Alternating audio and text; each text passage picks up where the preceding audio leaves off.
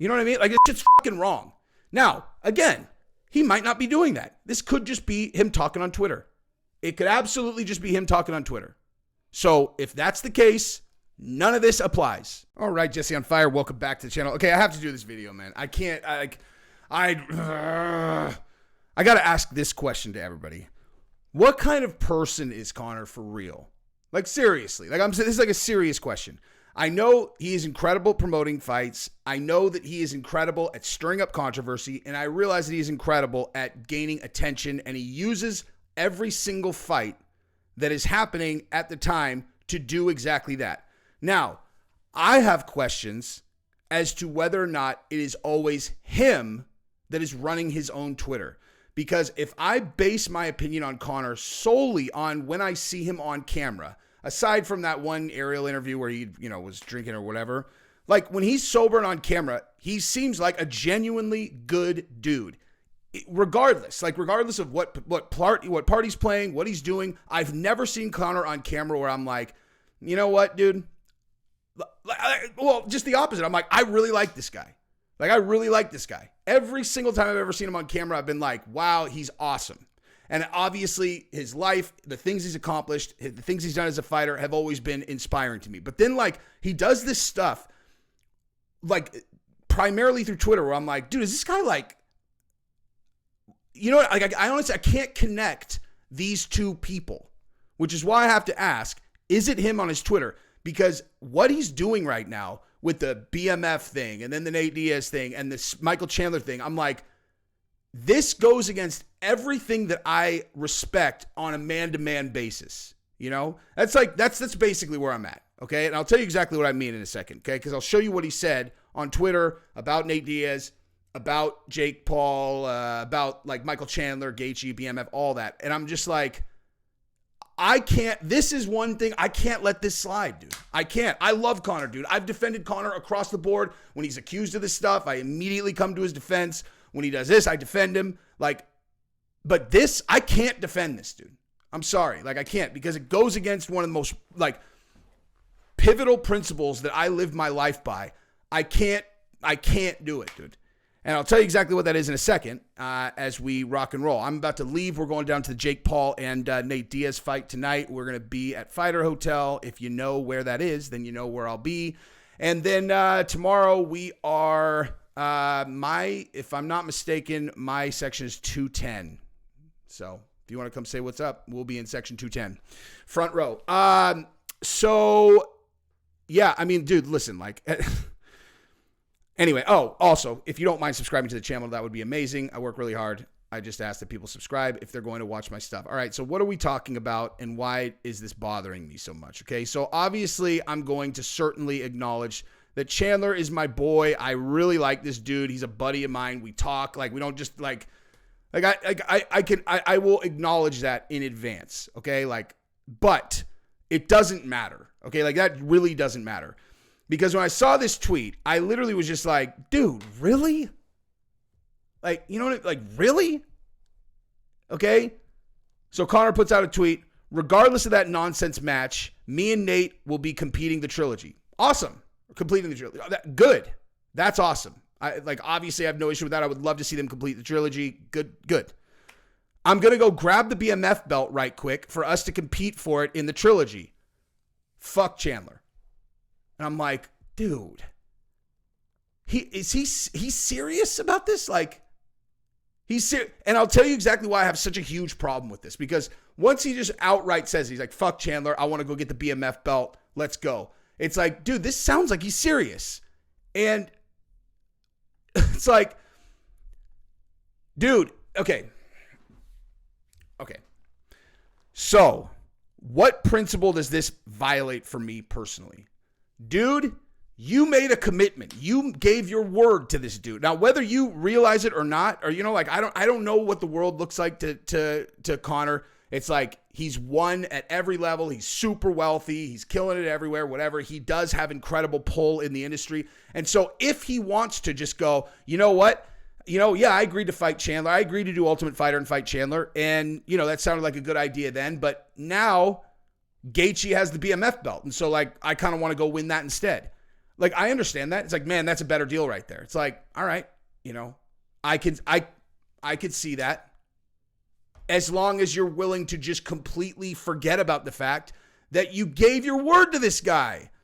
You committed to do Ultimate Fighter and then fight him. It's not like Chandler's done anything wrong. He's done nothing disrespectful. He's never said anything negative about Conor. He's been incredibly like, even when they've had conflict, he's been super nice about it.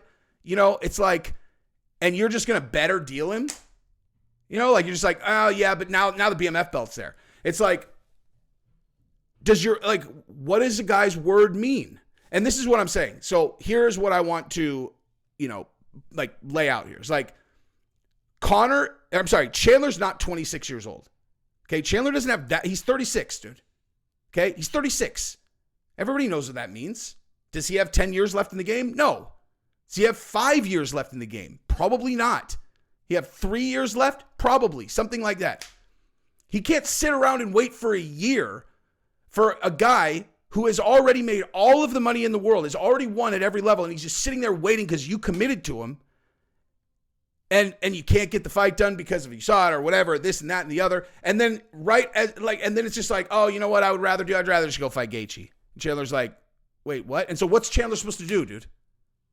You know, because now, unless you actually have signed to fight Gaethje, Chandler can't go sign another bout agreement. You know, and I talked about this before. It's like, you can't just leave a guy. Like, it's like you're in the combat sports game. Yes, you are trying to demolish your opponent in the cage. Okay, you're trying to demolish your opponent in the cage. You're trying to fight them and beat them in a fight. But I have always assumed that there is a mutual respect among fighters when it comes to life, money, trying to make a living, trying to support your family. You know, respecting a guy's career in terms of, like, you know, you wouldn't want to take a year of a guy's career away. You know, like, it's the same thing as, like, you wouldn't want to intentionally injure a guy. You know, I mean, if you have some kind of personal problem with a guy, totally understand, whatever. Kick their head off, you know, dislocate their joints, rip their Achilles in half. I mean, that's a different thing. But a dude who is just being a respectful opponent of you, who's selling the fight a little bit, who's never said anything negative about you, who's never came out and said one thing in any of the stories that have come out. I've defended Conor every time too, just for the record. If this sounds like I'm like, you know what I mean? It's like Chandler has been just has completely stayed out of any of the drama.